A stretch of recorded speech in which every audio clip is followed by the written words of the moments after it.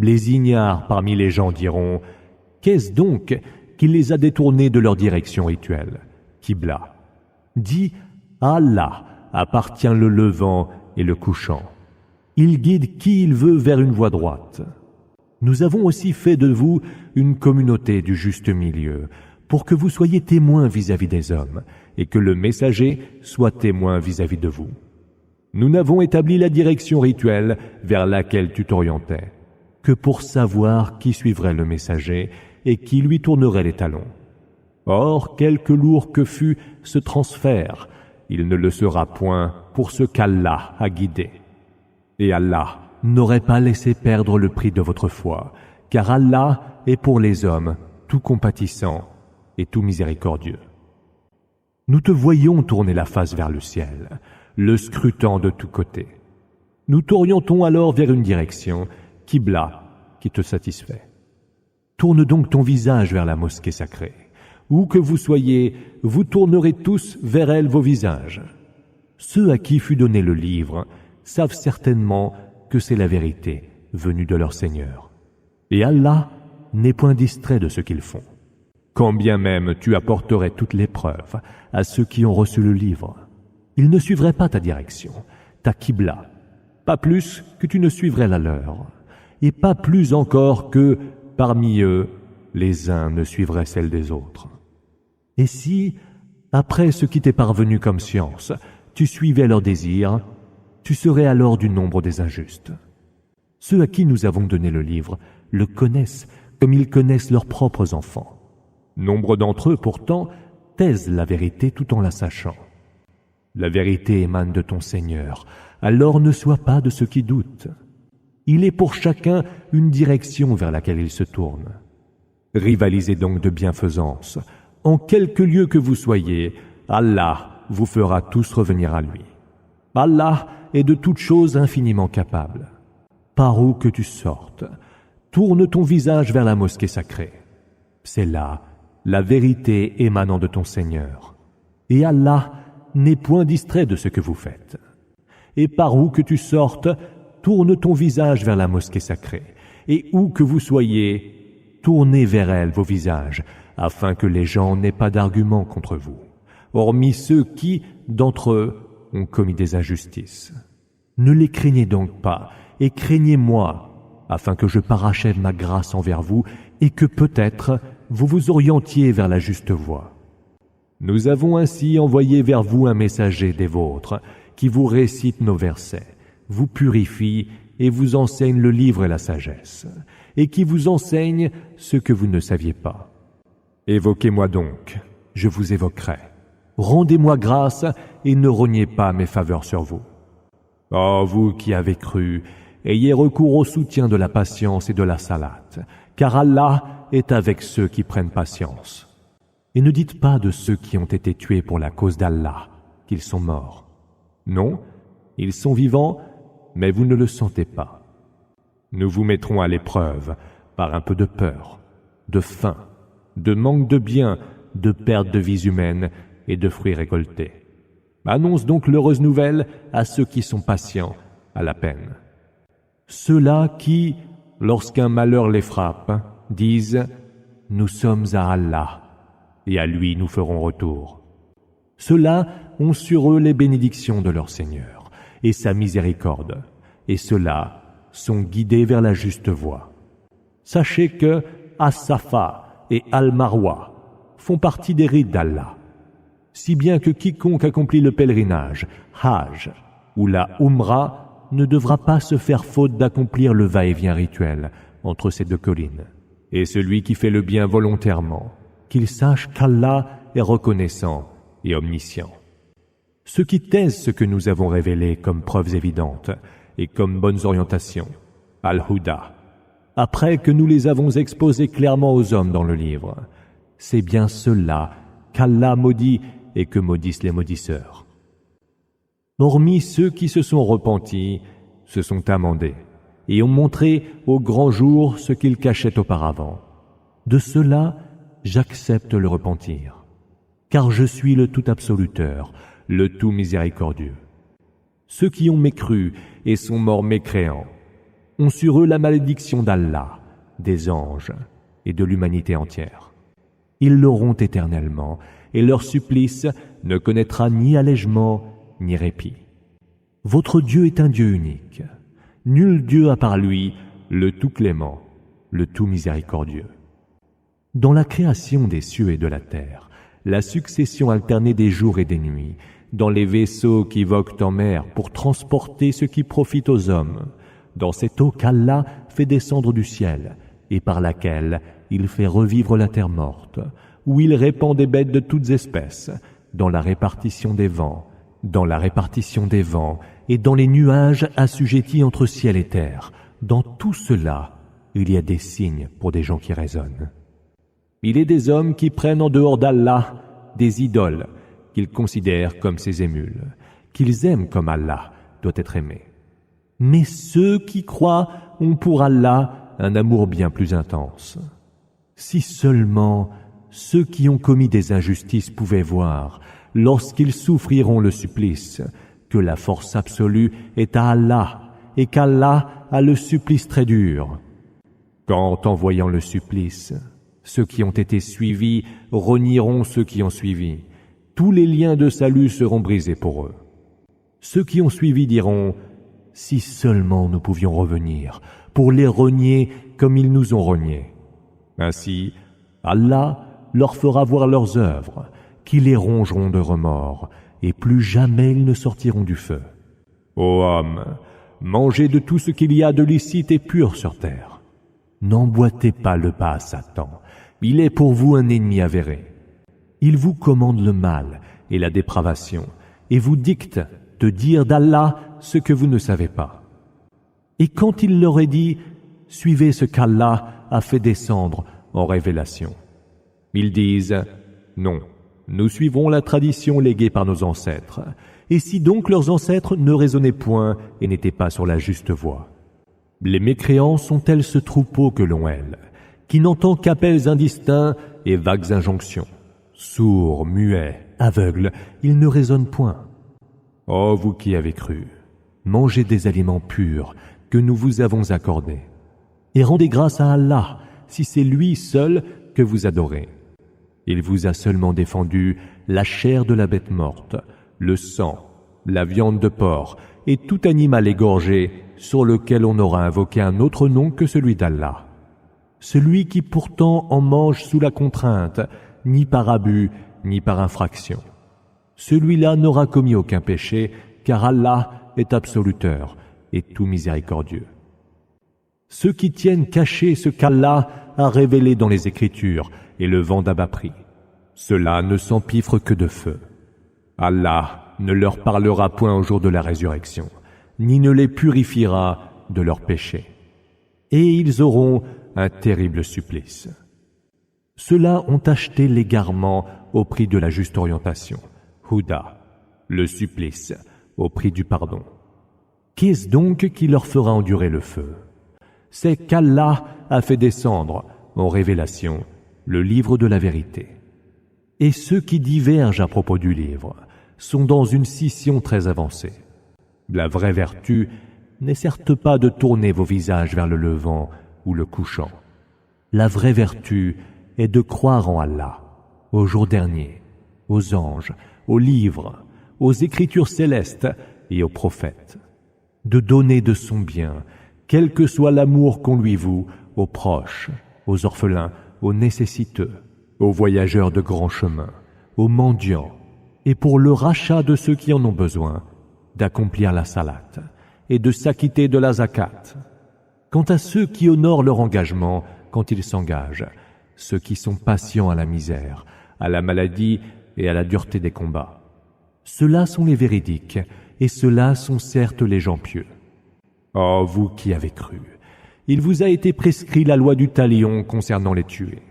Homme libre pour homme libre, esclave pour esclave, femme pour femme.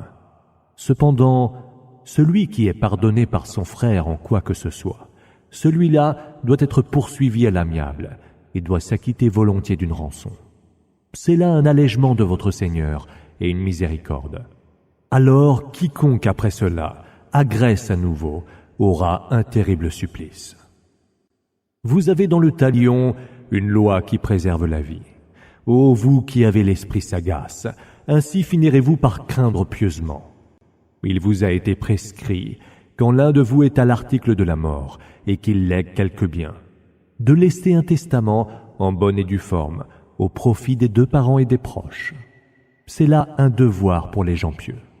Ceux qui, l'ayant entendu, le modifient, le testament, seront ceux sur qui pèsera le péché de cette modification. Allah entend tout et il est omniscient. Celui qui, en revanche, craint d'un testateur l'erreur ou l'abus et réconcilie les héritiers, celui-là n'aura point péché. Allah est absoluteur et tout miséricordieux. Ô vous qui avez cru, le jeûne, as-siyam, vous a été prescrit comme il a été prescrit à ceux qui vous ont précédés. Ainsi finirez-vous par craindre pieusement. Un nombre de jours sera bien déterminé. Alors, celui qui d'entre vous est malade ou parti en voyage s'acquittera d'un nombre équivalent d'autres jours. Quant à ceux qui ne peuvent l'observer qu'à grand-peine, ils auront à s'acquitter d'une compensation en nourrissant un pauvre. Si quelqu'un fait mieux volontiers, cela est meilleur pour lui. Mais que vous jeûniez est certes meilleur pour vous si seulement vous saviez. C'est en ce mois de Ramadan que fut révélé le Coran en guide, Houda pour les hommes, vers la juste voie, et comme preuves évidentes de la bonne orientation et du discernement. Quiconque alors est présent en ce mois, qu'il le jeûne. Et si quelqu'un est malade ou parti en voyage, il s'acquittera d'un nombre équivalent d'autres jours. Allah veut pour vous l'aisance et ne veut pas pour vous la difficulté, afin que vous complétiez les jours dus et que vous rendiez gloire à Allah qui vous a bien guidé. Peut-être alors lui serez-vous reconnaissant. Et si mes serviteurs t'interrogent sur moi, dis que je suis proche. Je réponds à l'appel de celui qui implore quand il m'implore. Qu'ils répondent donc à mon appel et qu'ils croient en moi. Peut-être alors en seront-ils mieux guidés. Il vous est permis, la nuit du jeûne, à Siyam, d'avoir des rapports intimes avec vos femmes. Elles sont pour vous un vêtement et vous êtes pour elles un vêtement. Allah sait qu'ayant eu avec vos épouses des rapports intimes la nuit, vous vous trahissiez vous-même et vous vous exposiez aux punitions. Alors, il accepte votre repentir et vous pardonne. Et maintenant, vous pouvez les approcher. Recherchez les joies qu'Allah a prescrites pour vous. Mangez et buvez jusqu'à ce que deviennent distincts à vos yeux le fil blanc de l'aube et le fil noir de la nuit. Puis accomplissez le jeûne jusqu'à la nuit. Ne les approchez point pendant que vous observez la retraite rituelle, à Kifin, dans les mosquées. Telles sont les limites légales, hudud d'Allah. Ne vous en approchez point. C'est ainsi qu'Allah expose clairement ses signes aux hommes, afin qu'ils le craignent pieusement. Ne mangez pas vos biens illicitement entre vous, ne les donnez pas aux juges, dans l'intention de les corrompre, et de manger ainsi les biens des gens par péché, tout en le sachant. Il t'interroge sur les croissants des nouvelles lunes. Dis, ce sont des repères temporels pour les gens et pour le pèlerinage, Hajj. Et la vraie vertu n'est point d'entrer dans les maisons par derrière. La vraie vertu est d'avoir la piété. Entrez donc dans les maisons par leurs portes et craignez Allah. Ainsi atteindrez-vous à la réussite. Combattez pour la cause d'Allah, dans le chemin d'Allah, ceux qui vous combattent, et ne transgressez point, car Allah n'aime pas les transgresseurs. Tuez-les où vous les aurez trouvés, et chassez-les d'où ils vous auront chassés. L'associaterie, shirk, est plus terrible que la tuerie. Et ne les combattez point près de la mosquée sacrée, sauf quand ils vous y auront combattu. Alors, s'ils vous combattent, tuez-les. Tel sera le châtiment des mécréants. Et s'ils cessent, alors Allah est absoluteur et tout miséricordieux. Combattez-les jusqu'à ce qu'il n'y ait plus d'associaterie et que la religion soit exclusivement à Allah. Et s'ils cessent leurs hostilités et leur associaterie, qu'il n'y ait plus alors d'agression, hormis contre les injustes. Moi sacré pour moi sacré, et toutes les choses sacrées se compensent par la loi du talion. Alors, quiconque vous agresse, agressez-le en lui rendant l'appareil. Craignez Allah et sachez qu'Allah est avec les gens pieux. Dépensez pour la cause d'Allah, dans le chemin d'Allah. Ne courez pas par vos propres mains à la ruine, et faites le bien, car Allah aime les bienfaiteurs. Accomplissez pour Allah le pèlerinage, Hajj et la Umrah. Si vous subissez quelque empêchement, alors un sacrifice qu'il vous soit aisé de faire. Ne vous rasez pas la tête jusqu'à ce que la bête sacrificielle soit arrivée à son lieu d'immolation licite. Et si l'un de vous est malade ou souffre de quelque lésion à la tête, qu'il compense alors par un jeûne, siyam, par une aumône ou par une immolation. Quand vous aurez accompli le rituel, et si, étant en sécurité, quelqu'un parmi vous a joui des avantages de la vie normale, tamattu, depuis la Umrah jusqu'au pèlerinage, alors un sacrifice qui lui soit aisé de faire. S'il n'en a pas les moyens, alors un jeûne de 3 jours pendant le pèlerinage et 7 quand il revient chez lui, soit un total de 10. Cela concerne celui dont la famille n'habite pas près de la mosquée sacrée. Craignez Allah. Sachez qu'Allah a le châtiment terrible. Le pèlerinage se fait pendant des mois bien connus. Que celui qui entreprend de le faire sache ceci. Point de rapport sexuel, point de débauche, point de dispute pendant le Hajj. Quelque bien que vous fassiez, Allah certes le sait. Prenez avec vous un viatique, sachant que le meilleur viatique est la piété, et craignez-moi, ô vous qui avez l'esprit sagace. Vous n'aurez commis aucun péché si vous convoitez une faveur de votre Seigneur. Quand vous aurez déferlé de Arafat, invoquez Allah à Al-Mashar Al-Haram, la station sacrée. Invoquez-le comme il vous a orienté vers la juste voie, quoique par le passé vous fussiez du nombre des égarés. Puis déferlez d'où les gens ont toujours déferlé, et demandez le pardon d'Allah, car Allah est absoluteur et tout miséricordieux. Lorsque vous aurez achevé votre rituel, invoquez Allah, ainsi que vous invoquiez vos pères, ou en plus fervent encore. Or, il est des gens qui disent « Seigneur, comble-nous en ce bas monde ». Ceux-là n'auront aucune part dans l'autre monde. Et il en est qui disent « Seigneur, puisses-tu nous accorder un bienfait en ce bas monde et un bienfait dans l'autre monde, et nous préserver du supplice du feu. Ceux-là auront une part conforme à leurs œuvres acquises, car Allah est prompt à dresser les comptes. Invoquez Allah en des jours précis. Mais celui qui se hâte en 2 jours n'aura pas péché, et celui qui s'attarde n'aura pas non plus péché. Craignez Allah. Sachez que c'est vers lui que vous serez ramenés en foule. Il est parmi les hommes celui dont te plaît le propos sur la vie en ce bas monde, qui prend Allah à témoin pour convaincre de ce qu'il a dans le cœur, alors qu'il est le plus farouche des adversaires. Sitôt le dos tourné, il parcourt la terre pour y semer la corruption, ravager les récoltes et le bétail. Et Allah n'aime pas la corruption. Quand il lui est dit « Crains Allah », le vertige de la fierté pécheresse le prend, la géhenne lui suffira et quelle terrible couche il aura. Et il est parmi les hommes celui qui se voue complètement à obtenir la satisfaction d'Allah. Allah est tout compatissant envers ses serviteurs. Oh, vous qui avez cru, entrez tous en islam, n'emboîtez pas le pas à Satan, car il est pour vous un ennemi avéré.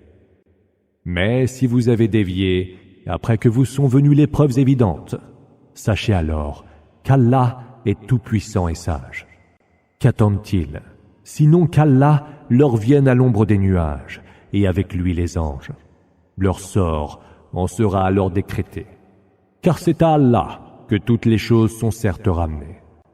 Demande aux enfants d'Israël combien de preuves évidentes nous leur avons apportées. Celui qui déforme la faveur, la religion d'Allah, quand elle lui est déjà parvenue.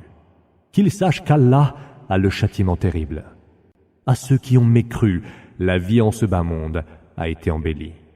Eux se raillent de ceux qui ont cru, mais ceux qui auront craint pieusement Allah seront au-dessus d'eux, au jour de la résurrection. Et Allah donne sans compter à qui il veut. Les hommes, à l'origine, étaient une seule nation. Allah envoya alors les prophètes en annonciateurs d'heureuses nouvelles et en avertisseurs. Il fit descendre avec eux, en révélation, le livre de la vérité, pour juger entre les hommes quant aux questions à propos desquelles ils divergeaient. Or, par hostilité des uns envers les autres, seuls divergeaient à propos du livre ceux à qui il fut donné après que leur furent parvenues les preuves évidentes. Allah, par sa permission, guida ainsi ceux qui ont cru vers la vérité, à propos de laquelle d'autres divergeaient. Et Allah guide qui il veut vers la voie droite. Or donc, pensez-vous pouvoir entrer au paradis quand vous n'avez encore rien connu de semblable à ce qu'ont connu ceux qui vécurent avant vous? Ils furent si touchés par la misère et la maladie, si terriblement ébranlés que le messager et ceux qui croyaient avec lui demandèrent: quand viendra donc le secours d'Allah? Certes, le secours d'Allah est tout proche.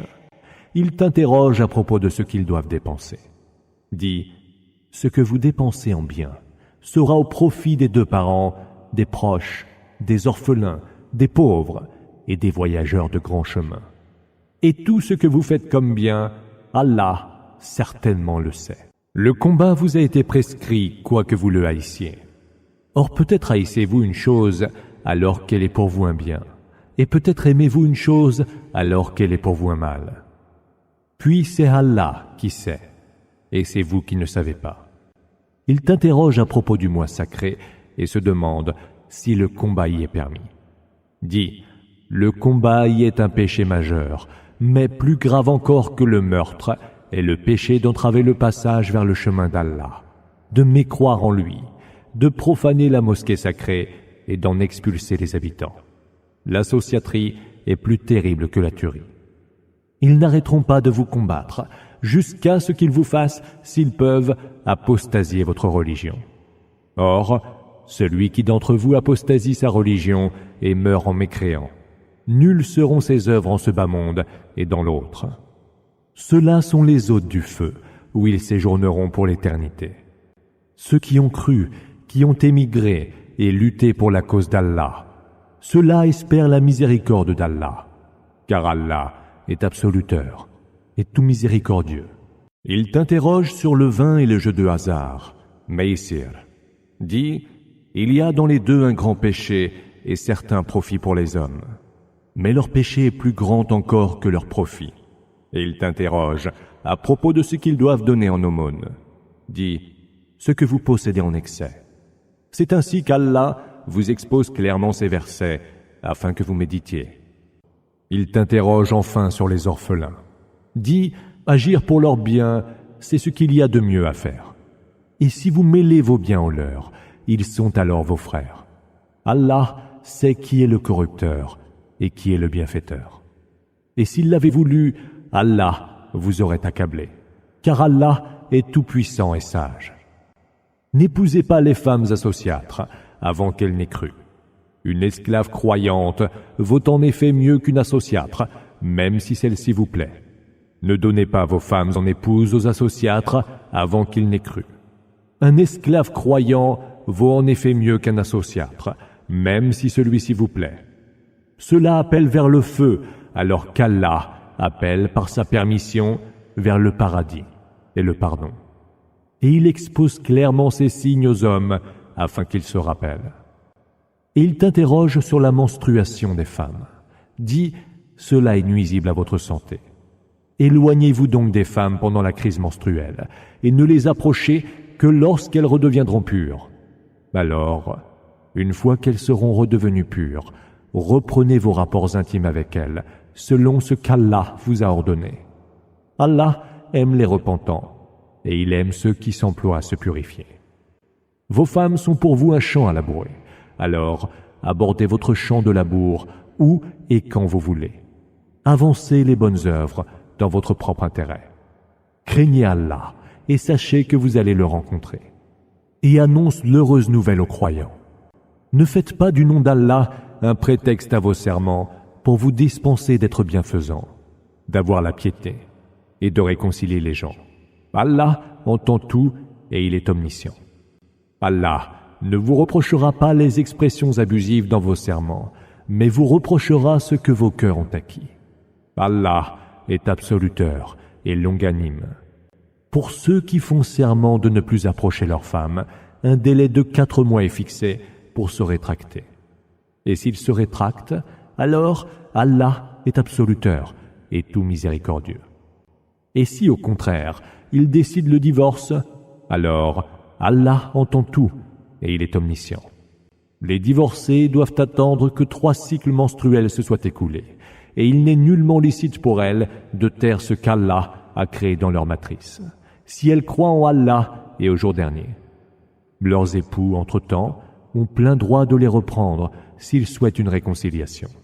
Les femmes, quant à elles, ont des droits comme elles ont des obligations conformément aux bienséances. Les hommes, cependant, leur sont d'un cran supérieur. Et Allah est tout-puissant et sage. Le divorce est prononcé 2 fois, puis c'est soit le maintien avec les égards, soit la libération avec bonté. Il ne vous est pas permis de reprendre quoi que ce soit de ce que vous leur avez offert, comme dot et comme présent, sauf si les 2 conjoints craignent de ne pas observer les limites d'Allah. Alors, si vous craignez qu'ils n'observent point les limites d'Allah, il n'y aura pas péché si la femme rachète sa liberté par une partie de sa dot. Ce sont là les limites d'Allah. Alors, ne les enfreignez pas. Car ceux qui enfreignent les limites d'Allah, ceux-là sont les injustes. S'il divorce d'avec elle, elle ne lui est plus licite, jusqu'à ce qu'elle en épouse un autre. Et si celui-ci divorce d'avec elle, le premier couple ne commet aucun péché à revenir à la vie conjugale, pourvu que les 2 conjoints pensent pouvoir observer les limites d'Allah. Telles sont donc les limites d'Allah qu'il expose clairement à un peuple qui sait. Une fois que vous aurez divorcé d'avec vos femmes et qu'elles auront atteint le terme de leur délai, retenez-les avec bonté ou libérez-les avec bonté. Ne les retenez point avec la mauvaise intention de leur faire du tort. Celui qui agit de la sorte se lèse lui-même. Ne prenez pas les versets d'Allah pour objet de dérision. Évoquez la grâce dont Allah vous a comblé et le livre et la sagesse qu'il a fait descendre sur vous en guise d'enseignement. Et craignez Allah, car Allah sait parfaitement toutes choses. Une fois que vous aurez divorcé d'avec vos femmes et qu'elles auront atteint le terme de leur délai, ne les empêchez point de se remarier avec leurs anciens époux si le couple s'est réconcilié conformément aux bienséances. Telle est la leçon enseignée à celui qui d'entre vous croit en Allah et au jour dernier. Cela est plus décent pour vous et plus pur. Allah, certes, sait, et vous ne le savez pas. Les mères qui voudraient mener l'allaitement à son terme allaiteront leurs enfants 2 années entières. Au père de l'enfant, il incombe de les nourrir et de les vêtir convenablement. Nul n'est tenu de supporter au-delà de ses moyens. La mère n'a pas à se nuire à cause de son enfant, pas plus que le père à cause de son enfant. À l'héritier, il incombe la même chose. Si après concertation, les 2 conjoints décident le sevrage de leur enfant, il ne leur sera fait aucun grief. Et si vous souhaitez confier vos enfants à une nourrice, il ne vous sera fait non plus aucun grief, pourvu que vous remettiez ce qui est dû dans les règles convenues. Craignez Allah, et sachez qu'Allah voit absolument ce que vous faites. Lorsque ceux qui des vôtres décèdent et laissent des épouses, ces dernières doivent se donner un délai de 4 mois et 10 jours. Lorsqu'elles auront atteint le terme de leur délai, il ne vous sera pas reproché qu'elles disposent d'elles-mêmes conformément aux bienséances. Et Allah est, de ce que vous faites, parfaitement informé. Et il ne vous sera pas reproché de faire indirectement allusion au mariage devant les femmes. Non plus si vous le projetez dans le secret du cœur. Allah sait que vous penserez à elles. Cependant, ne leur faites point de promesses secrètes, sauf à leur tenir des propos décents. Ne vous décidez pas à conclure le mariage avant que le délai prescrit ne soit arrivé à son terme. Et sachez qu'Allah sait ce qu'il y a au fond de vous-même. Prenez donc garde à lui et sachez qu'Allah est absoluteur et longanime. Vous n'aurez pas péché si vous divorcez d'avec des femmes que vous n'avez point touchées et auxquelles vous n'avez pas fixé de dot, farida. Faites-les bénéficier de quelques biens reconnus convenables, le nanti parmi vous selon ses moyens et le besogneux selon ses moyens. C'est là un devoir pour les bienfaiteurs. Si vous divorcez d'avec elles, avant que vous ne les ayez touchées et que vous leur ayez déjà fixé une dot, alors vous leur verserez la moitié de cette dot, à moins qu'elle ne se désiste ou ne se désiste celui qui a en main le contrat de mariage. Mais que vous vous désistiez est certes plus proche de la piété. Et n'oubliez pas d'être bienveillants les uns envers les autres. Allah voit absolument ce que vous faites. Soyez assidus au salat et à la salat médiane, surtout, et levez-vous devant Allah en toute humilité pour accomplir la prière. Mais s'il vous arrive de craindre quelque danger, alors faites votre prière en marchant ou sur le dos de vos montures. Mais dès que vous aurez retrouvé la quiétude, invoquez Allah, qui vous a enseigné ce que vous ne saviez pas. Ceux qui des vôtres décèdent et laissent des épouses doivent leur avoir laissé un testament qui les fera bénéficier d'une année d'entretien et sans expulsion. Et si elles sortent de leur plein gré, il ne vous sera fait aucun grief de les avoir laissées disposer d'elles-mêmes dans les limites du convenable. Allah est tout-puissant et sage. Les divorcés ont le droit de bénéficier d'une pension reconnue comme convenable. C'est là un devoir pour les gens pieux. C'est ainsi qu'Allah vous expose clairement ces versets, pour que peut-être vous entendiez raison. N'as-tu pas vu ceux qui sont sortis de leur maison par milliers, craignant la mort? Allah leur a dit « Mourez ». Puis il les a fait revivre. Allah est plein de faveurs pour les hommes, mais la plupart des hommes ne sont pas reconnaissants. Combattez pour la cause d'Allah, et sachez qu'Allah entend tout et qu'il est omniscient. Quiconque fait gracieusement un prêt à Allah, il le lui multipliera un grand nombre de fois. Allah resserre ou étend ses faveurs, et c'est à lui que vous serez ramenés. N'as-tu pas appris ce qui s'est passé avec les notables des enfants d'Israël, lorsqu'après Moïse, ils dirent à un prophète des leurs, « Désigne-nous un roi, et nous combattrons dans le chemin d'Allah. » Il dit, « Mais si le combat vous était prescrit, qui sait si vous ne refuserez pas de combattre ?» Ils dirent alors, « Mais pourquoi nous ne combattrions pas dans le chemin d'Allah quand nous avons été chassés de nos maisons et privés de nos enfants ?» Puis, quand le combat leur fut prescrit, ils se rétractèrent. Or, un petit nombre parmi eux. Allah connaît parfaitement les injustes. Leur prophète leur dit alors, « Allah vous a envoyé Talut comme roi. » À quoi ils répondirent, « Comment peut-il régner sur nous alors que nous sommes plus en droit que lui d'avoir la royauté ?» De plus, il n'a même pas été doté du privilège de la fortune. Il dit, « Allah l'a élu en roi sur vous. Il lui a donné un plus large savoir et de meilleures dispositions physiques. Et Allah, certes, accorde sa royauté à qui il veut. Allah est immense et il est omniscient. » Et leur prophète ajouta encore, « En signe de son règne, vous reviendra le coffret emporté par les anges, gage de quiétude envoyé par votre Seigneur, et contenant les reliques laissées par la famille de Moïse et la famille d'Aaron. Cela est bel et bien un signe pour vous si vous êtes croyants. » Lorsque Talut partit avec les soldats, il leur dit, « Allah va vous mettre à l'épreuve devant une rivière. Celui qui en boira ne sera pas des miens. Celui qui n'y goûtera point ou n'en puisera qu'un peu dans le creux de la main sera lui des miens. Tous y burent, excepté un petit nombre d'entre eux. Lorsqu'ils l'eurent traversé, lui et les croyants qui étaient avec lui dirent, « Voilà que nous n'avons plus la force aujourd'hui de combattre Goliath et ses soldats. » Alors ceux qui étaient persuadés qu'ils rencontreraient certainement Allah au jour dernier dirent, « Combien de fois, par la permission d'Allah, une troupe peu nombreuse a vaincu une troupe bien plus nombreuse.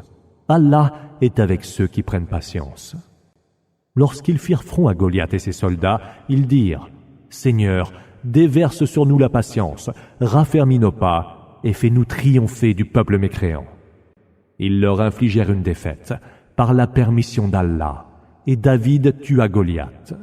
Allah lui octroya et la royauté et la sagesse, et il lui enseigna de tout ce qu'il voulait. Si Allah ne dissuadait pas les hommes les uns par les autres, la terre serait totalement corrompue. Mais Allah est plein de faveurs pour tout l'univers. Tels sont les versets d'Allah que nous te récitons en toute vérité. Et tu es certes du nombre des envoyés.